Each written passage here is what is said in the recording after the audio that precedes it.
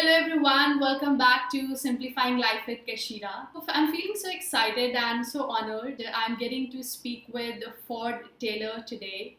He is truly passionate about empowering leaders, bringing in transformational changes, and he happens to be founder of Transformational Leadership. Ford, it's such a pleasure to have you with us today. Kashira, it's so nice to be with you. It's an honor that you would ask me to be on your show. Thank you. Thank you so much.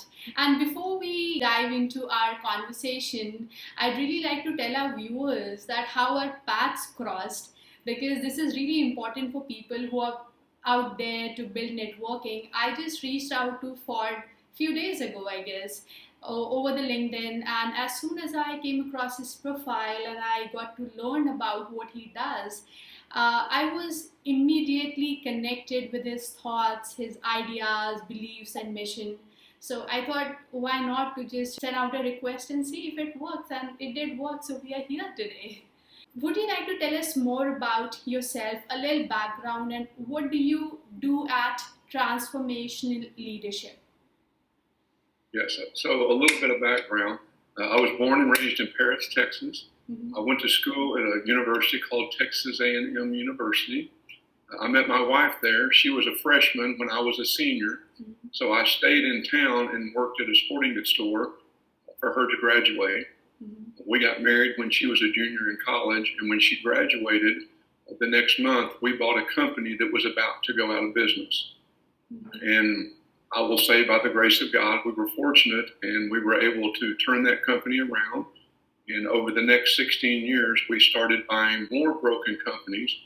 I would go in with some of these principles that you have read about.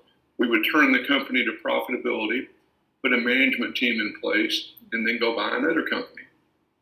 Wow. And we did that over a period of years, and some investment bankers called and asked us to do this with them and go after bigger companies. So over a 16-year period, we became the largest decorated sportswear apparel company in America. Now, a lot of people think that's really good news, and it is from one angle.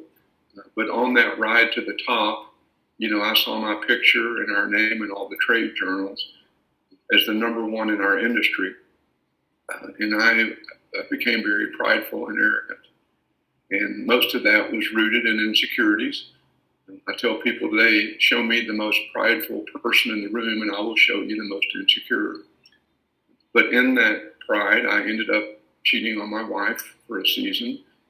I did not believe that she would ever forgive me, but later I went to her and told her what I had done. And I thought she was going to leave me, but she didn't. She looked me in the eye and said, "Why would I leave you? I love you more than anything on this earth. We'll get through this. I forgive you."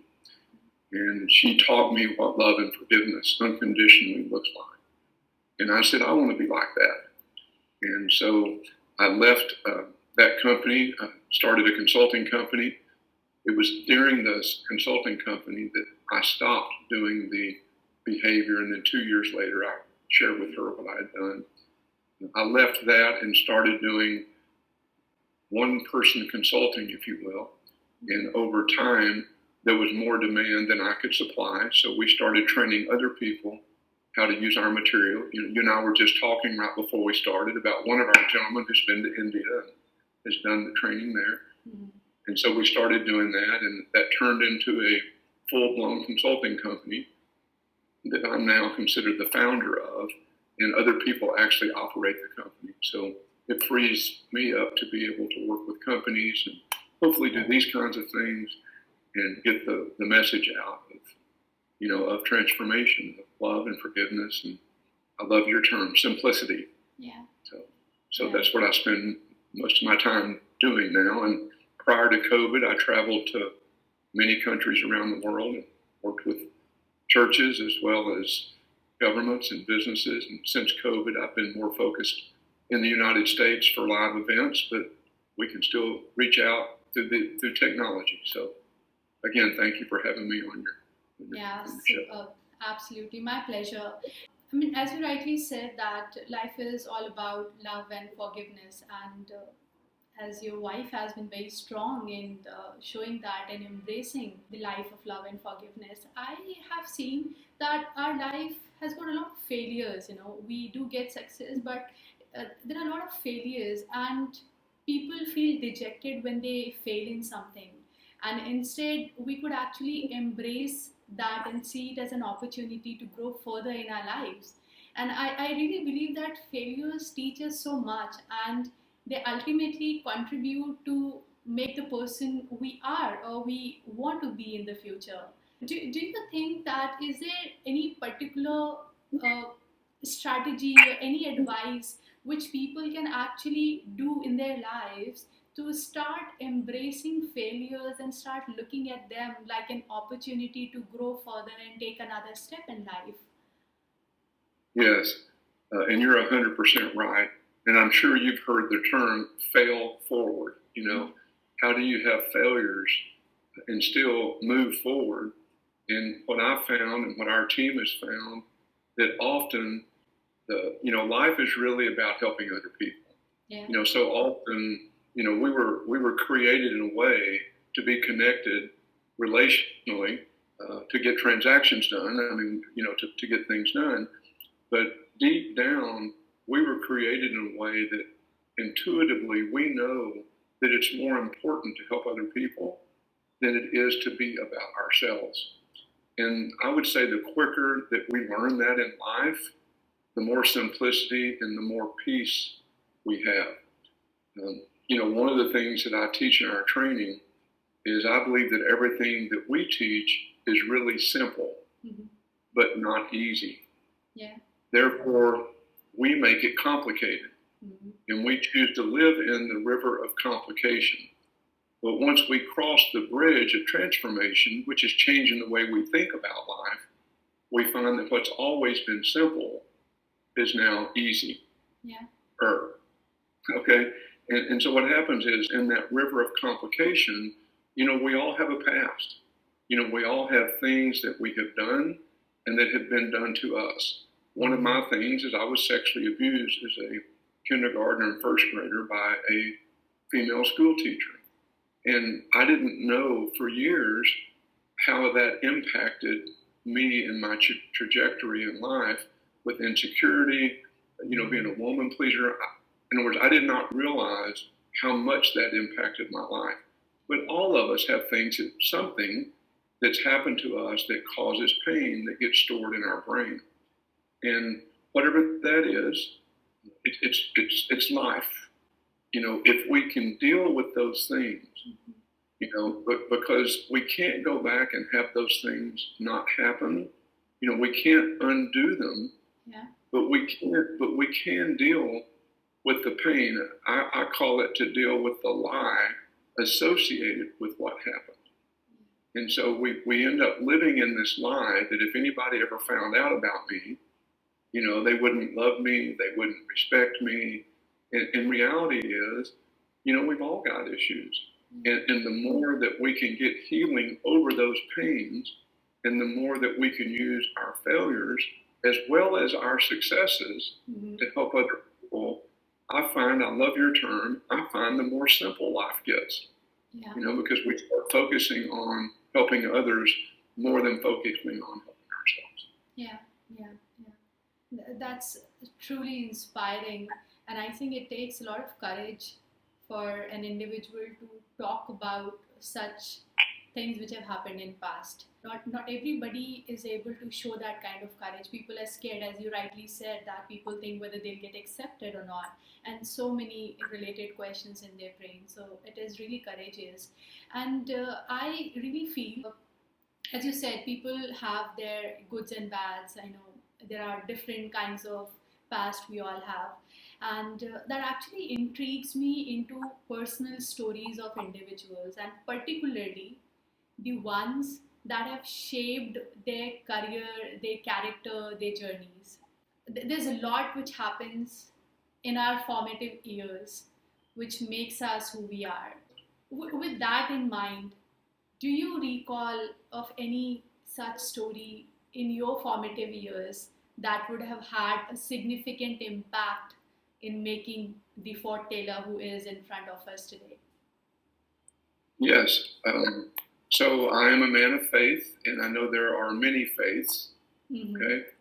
My particular faith happens to be a Christian faith. That probably won't surprise you, being a 6'3", gray-headed guy in America. But I didn't really walk out my faith. Mm-hmm. I did in a public fashion, but in my private life, I laid my faith aside.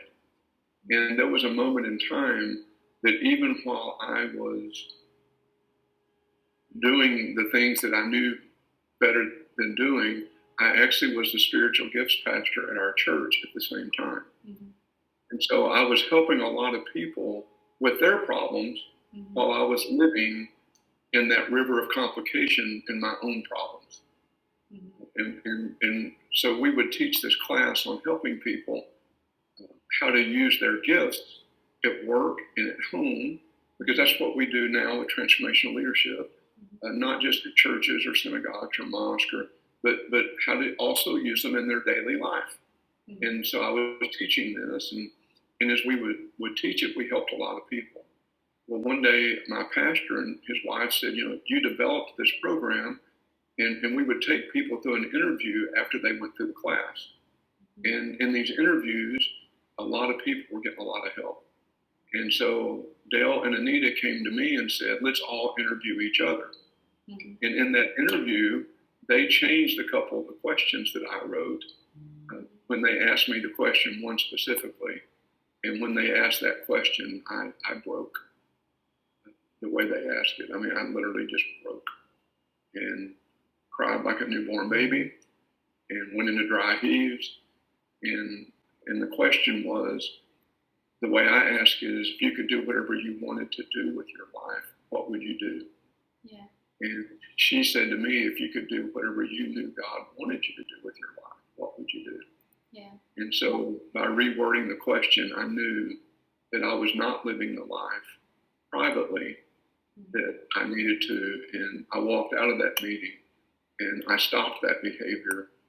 I started getting the help that I needed to overcome some of the things that were causing that. Yeah. And it was my thinking, it was my messed up thinking. And then 2 years later, after I got some healing, is when I shared with my wife what I had done. And so there was a moment in time that I had to confront myself. Mm-hmm. And for me, I confronted myself before God. And so one of the quotes, Risha, that I say is that everybody's got a story. Yeah. Only those too prideful to admit it have the ability to judge or hurt others. In other words, so many of us, we hold on to our darkness and we live in that river of bitterness and anxiety and shame and fear. But when we let that darkness go and we put it in the light, and it's no longer held inside and it's exposed to the light brings healing to what we keep in the darkness. So there was a moment in time, and then I started realizing that all these tools that we do in transformational leadership that I had used in businesses all these years, I started realizing when I applied those in my own personal life, they worked just as well in my marriage and my family as they did in business. And so we were able to then start showing others how to use these tools. And I'm happy to share a couple of big ones with your audience that might help if you would like me to. Yeah, I think we're going to love that. Yes, we would love to hear some of these strategies from you. Okay. So one of the things that we teach is called a VP-MOSA, VP-MOSA. Okay. And that stands for vision, purpose, mission, objectives, strategies, and action steps. Okay? But we ask people, before you start writing the vision that you want to accomplish in your life or in your family or in your marriage or whatever you're doing, so before you start the VP-MOSA, we ask them to write down, how do they want to be remembered? Yeah. Okay, now in America, the way we would ask that is, what would you want on your tombstone? Now, other places may approach that differently because some faiths don't have a tombstone. But, at a funeral, people say things. And how would you want to be remembered? If you were gone, what would you want your friends to say about you, about the life you lived? If you have children, what would you want your children to say? What would you want your spouse, your next door neighbors, the people for you that have listened to your show, what would you want them to say about you? What would you want your family to say? So we say to write all that down on a piece of paper and look at it and then ask yourself, if I died today, are those the things that would get said? And most likely, for most of us, we find that's not what would get said. What we would want to get said is not the reality, because we have this gap in who we may put ourselves out to be or who we aspire to be and who we really are. But this little tool helps close that gap, because that gap brings stress. And the closer that gap, our real self and our ideal self, the closer that gap, the less stress we have, the more simplicity. So we say write all that down first, and then look at that and say, if I lived out certain values the rest of my life, what are 5 or 10 core values that if I lived those out every day, all day, the rest of my life, those are the things that people would say, that is how I would be remembered. And then once that's finished, we say, now stop for a minute and ask yourself, what is it that you would like to accomplish with your life? And we call that the vision. At the end, you did it. What is it? What trajectory do you want to go after? And then once you answer that question, some people like to say, what is the dream that I have? What dream do I want to fulfill? We just call it the vision. The second question is the purpose. Why? Why am I going to go after that? So the vision is what, the purpose is why.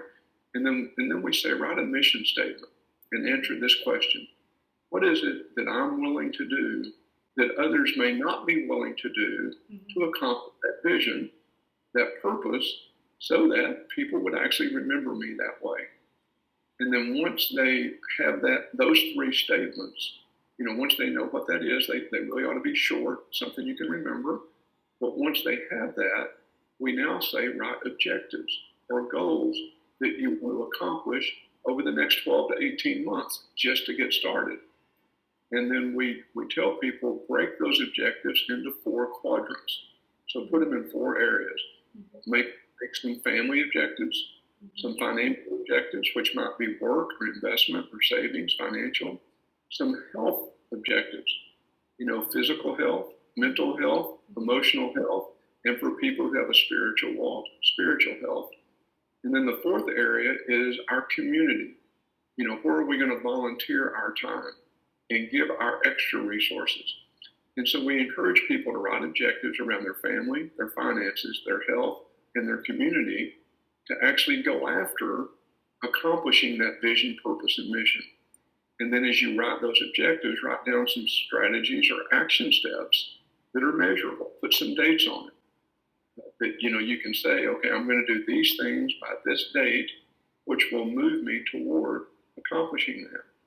And I found over the years, since I did this back in 2000 the first time, that that as my children got older, there's different things that I would want them to say. So I would review it, because what they would say at 5 and 8 and 10 is different than what they might say at 33, 30, and 28. And so, but some of the core things never changed.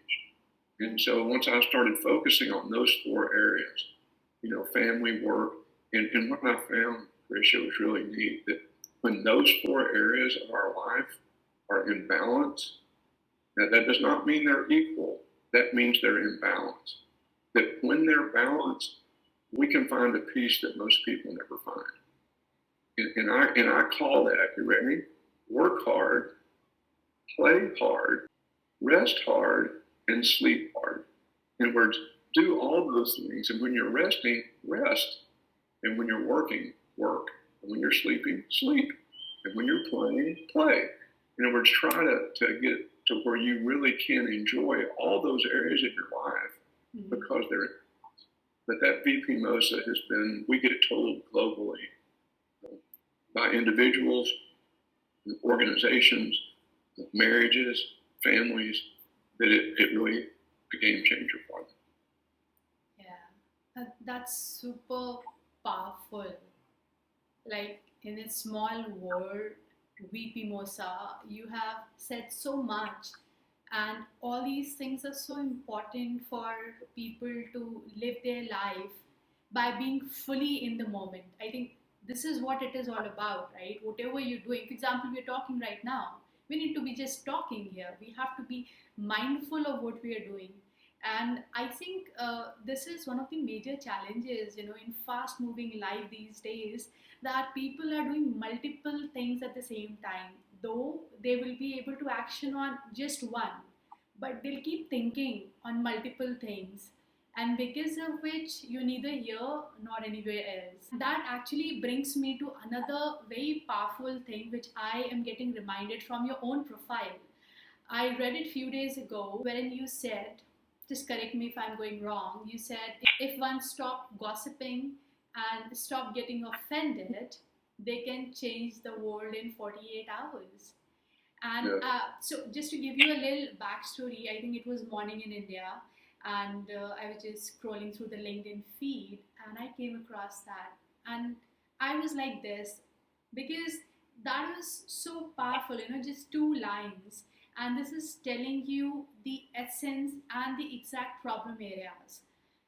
So I have my own strong thoughts about it. I want to understand from you what led you to think about that if we actually stop of getting offended, we can save a lot of time for our own life and make it more better. Right. So when I traveled in my first career, growing that company, I also traveled back then to different countries, and I found something that back then I found very interesting. I just didn't do anything with it. Well, then when my light bulb came on about changing my life, I started traveling, doing what I do now, and I found the same thing. And what I found was that every single person I met, it didn't matter what country, but every single person was smart, gifted, or talented in at least one area. And many of them are smart, gifted, or talented in multiple areas.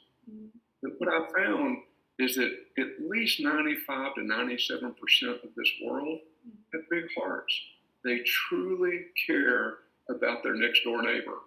They truly care about other cultures. Now, we may get skewed with media and get our minds messed up, but deep down, we really care about each other.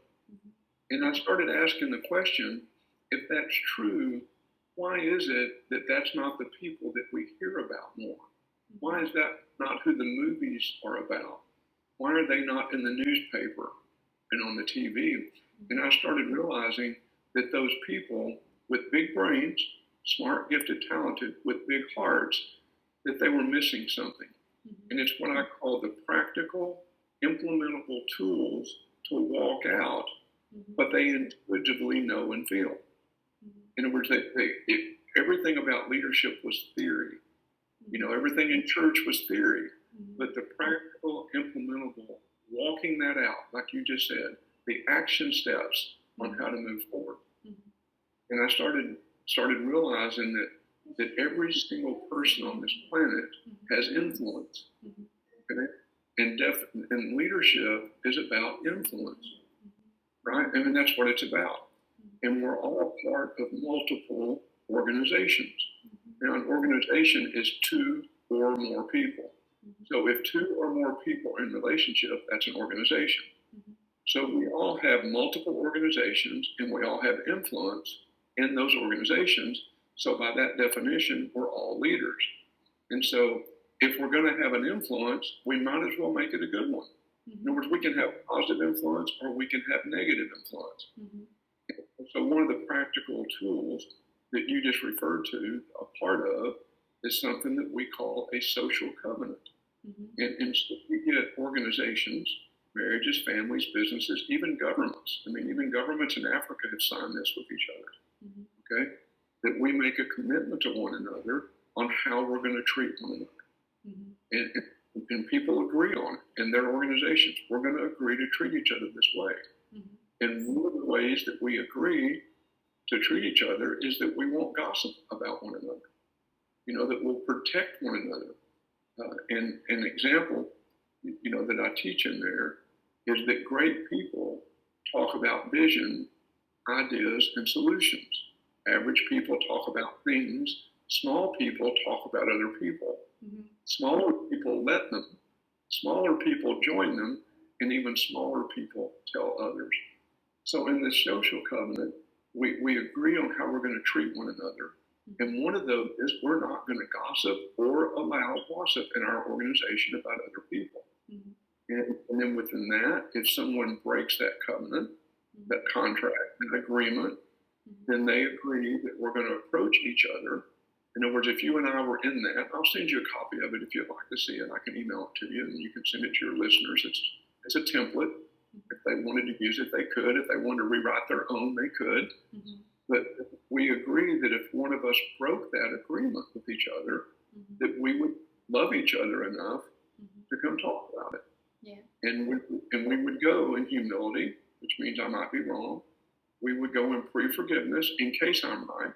Mm-hmm. We would go in love, and that means I care more about you mm-hmm. than I care about how you feel about me. Now, most people, that's a level of love that most people can't achieve.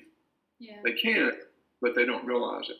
In other words, I care enough to share this with you, not because I'm offended, because I'm not going to be offended. You can't offend me. That's up to me to choose to be offended. Mm-hmm. But I'm going to come and say, we agreed not to do this, and I may be wrong, but I believe that when you did this, it was disrespectful. Now, why am I doing that? Because if I'm right, what if you have a blind spot? What if you're doing that to your spouse, your children, your coworkers, and you don't even realize, and no one's cared enough about you to tell you? Mm-hmm. And then the other one is 100% of the truth. In other words, we're not going to just give pieces of the truth, we're going to give it all. And in that covenant, we've agreed to love and honor and respect and affirm. I mean, these words are all positive. I've never had an organization in the world write down a negative word on how we're going to treat each other. They all pick positive words. And then we agree that if our one-on-one meeting doesn't accomplish it and resolve it, we'll bring someone in to help. And if that doesn't accomplish it, we'll bring a group together and we'll have them say, Ford, you're wrong, or Kashira, you're wrong. And whoever they say is wrong has two choices. They can apologize mm-hmm. or leave the organization. And it's a simple system. Mm-hmm. But if people sign it in advance, everybody agrees to it. Mm-hmm. And then within the system, we have 6 steps to an apology. Mm-hmm. And so if you came to me and said, Ford, I believe when you did this to me, it was disrespectful. Mm-hmm. And I went, oh my, you're right. I cannot believe I did that. Thank you for telling me. Mm-hmm. Well, then I'm going to apologize. Now, if I know in advance that I did it, I'm going to apologize before you tell me. Yeah. But if I realize it, then the 6 steps are, I admit what I did. You're right. When I did that, it was disrespectful. That's step number 1. Mm-hmm. Number 2 is I was wrong for treating you that way. And number 3 is I am sorry, or I apologize. Mm-hmm. Because some people, that word sorry is hard on them because they may have been told when they were younger mm-hmm. by parents or siblings or teachers that they're sorry, little son of a gun. So I am sorry, or I apologize. Mm-hmm. And then number 4 is will you, or when you can, will you forgive me? Mm-hmm. And number 5 is I give you permission to hold me accountable not to ever treat you that way or anyone else. In other words, if you ever see that behavior again, tell me. And then number 6 is there anything else that you want to talk about or that I owe you an apology for? Mm-hmm. And so walking all of that out in organizations, again, 2 or more people, we shut down gossip. Mm-hmm. We get 48 hours. If you gossip to me about someone, I would give you 48 hours to go tell them, mm-hmm. or I'll tell them. I won't tell them what you said because I'm not going to get in the middle of that. But I will say she's talking negatively about you because the definition of gossip is when you say something negative about a person to someone else who's not part of the problem or part of the solution. Yeah. And to me, the solution is love you, go talk to them and get this worked out. Yeah. The communication plays a key role in mitigating such situations. There's something I'm thinking of right now, getting offended in silence. Yes. Yeah. And I have myself seen it very closely in so many people. that they get offended, maybe for any XYZ reason. It could be, due to some action of their bosses, some action of their partners in different spheres of life. Now they'll keep it inside them, and they'll keep killing themselves with those thoughts that, oh my god, how could that person say like that for me? The common thoughts which people do. And it's so difficult for them to come out until they show courage to talk about it. I'm getting really encouraged by what you are talking about, all the practical tools and strategies which are in place to handle these situations. And I think this is really very important for everybody to just say that I am offended, I did not like, what you said, how you behaved, and just close the topic then and there. Instead of keeping it inside and just going about it and ruining your own mental state, it's better to speak up. There's no question, because if you hold it inside, you stay in pain. Yes. The pain is still there, and hurting people hurt people. And so by staying in our own pain, we end up causing pain to others. Yes. And what you'll find is that when people are offended or in conflict, they'll fall into a number of categories. Mm-hmm. And one of those categories is the one that you just talked about. They'll depress it, they'll suppress it, they'll hold it inside. Yeah. Okay? Another category is called a depressor or a suppressor. Another category is a sulker. In other words, you can see it all over them.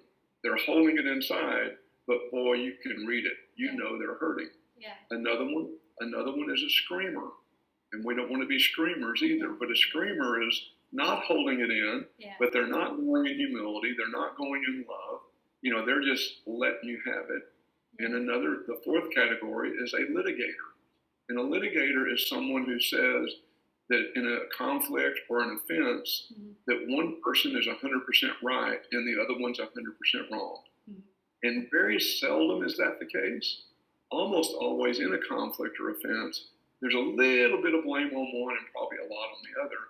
But a litigator is, I'm always going to be right and you're always going to be wrong. And the fifth category, which is the category that we teach people to become, is what we call peacemakers. Yeah. Okay? In other words, they approach offense and conflict looking for a solution, not looking to hurt others. And that's why we say peacemakers help people go and talk, but they go in humility, forgiveness, love, and truth. They're not suppressing it. They're not doing it out of their pain. They're not litigating it. I'm right, you're wrong. And so we try to teach people to move outside of those first four categories and move into that fifth category. Yeah. Speaking of that, a reality check. So I consider myself a very high functioning individual.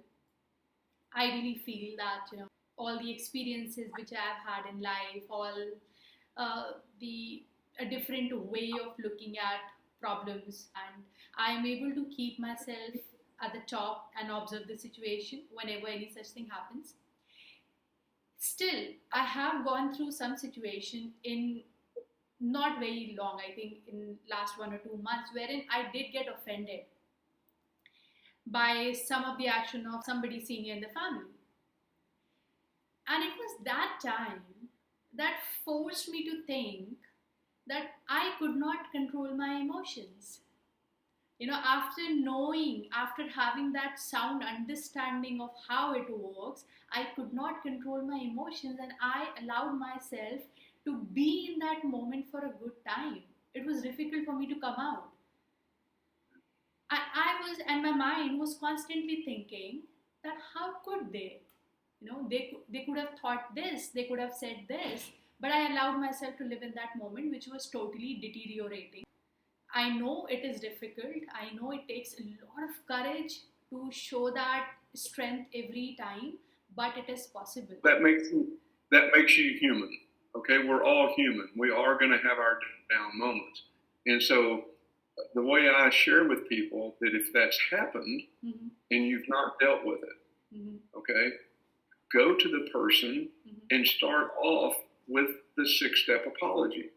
And don't start off with sharing the offense. Start off with, something has happened between us, and I did not come share it with you, and I was wrong, and I'm sorry. Will you forgive me for not coming and talking to you about this, and hold me accountable that I never hold anything between us in our relationship again?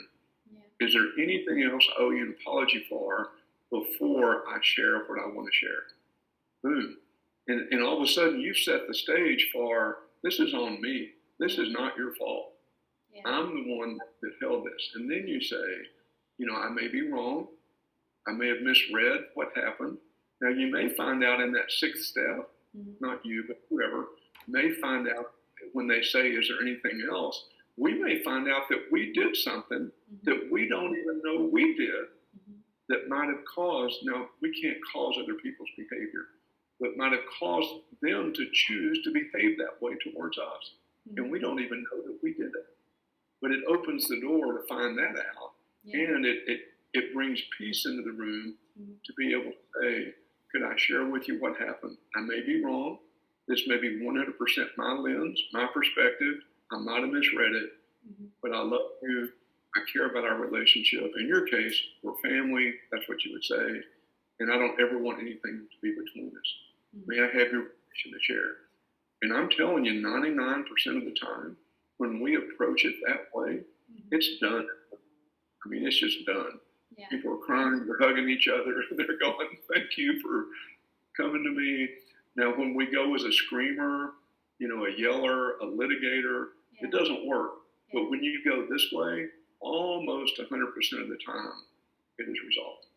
Absolutely. That's so insightful. Thank you so much for this amazing insight. I mean, I think I'm definitely going to remember these things, like 6-step apology. Who would have thought? But then you can always structure things and bring them into action. That's wonderful. As we conclude our conversation, would you like to share some final advices to the people who are starting out in their life, right out of their college or schools and want to get into corporates, as you are about empowering leaders? So some final tips which you can tell these people to make their life more better and make best use of their time.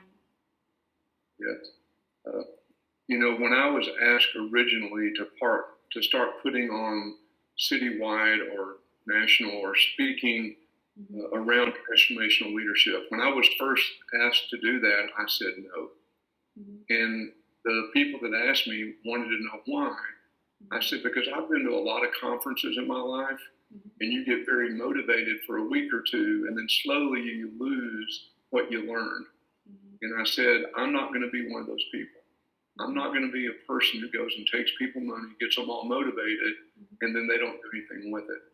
And these leaders came to me and said, the difference in yours and theirs is that you're giving people practical, implementable ways to walk out what you're teaching. Would you at least try it? And I said, okay, look, y'all get 30 people, bring them into a room, and we'll see what happens. And at the end of that, I shared at the end of the time that if you don't go walk out what you learned in our time together, that was a 6-day program, by the way, over 6 months. If you don't walk this out, I will never do this again. So I challenged those 30 people because they kept saying this stuff is great. And I said, well, if this is just another thing you went to and you don't use any of it, I won't ever do it again. Well, the stories started pouring in, so we did it again and then again. And so I would share with your audience that as you bring them, speakers, authors, consultants, that if they hear something, if any of your listeners, they hear something and go, wow, that's for me, go walk it out immediately. Don't wait. Apply what you learned. Because when you apply what you learned, you start teaching it to other people. And when you start doing that, you remember what you learned. So you're not going to remember what we just talked about. Now, my guess is this will be recorded and you can watch it as many times as you want. But you're not going to remember it just hearing it one time. But if you go walk out something that you heard, you're going to remember it. So that would be my number one. And then number two, any of those things that might have happened to you in your past. for me, perfectionist mother, sexual abuse, all kinds of stuff. But those things that have happened to you in your past, they get stored in your brain, in a part of the brain that's called hippocampus. And then later in life, when something resembles what happened before, our brains can't process it. We immediately think we're going to get the same outcome, and then we respond to other people through the lens of what we believe the outcome's going to be. But if we can take those things that's happened, and we can remove the lie associated with them. An example is, it was years after I shared with my wife that I had cheated. It was years later that I shared with her about the sexual abuse. Well, because there was so much shame in that, because the lie was, why didn't I tell someone? Was I enjoying it? Well, sex is supposed to feel good. Of course I enjoyed it. But at 6, 7 years old, 10 years old, 12 years old, I wouldn't have known what to say. I had no education on what that was. But as an adult, you think like an adult, and you don't think back what was actually going on as a child. But the lie that caused me to hang on to it was, well, if I ever told anybody, whoo. But when I shared that with her, her response was, our whole life together makes sense now. In other words, I've been trying to reconcile what happened. This made it make sense. And I'm not blaming it on that. Please don't hear that.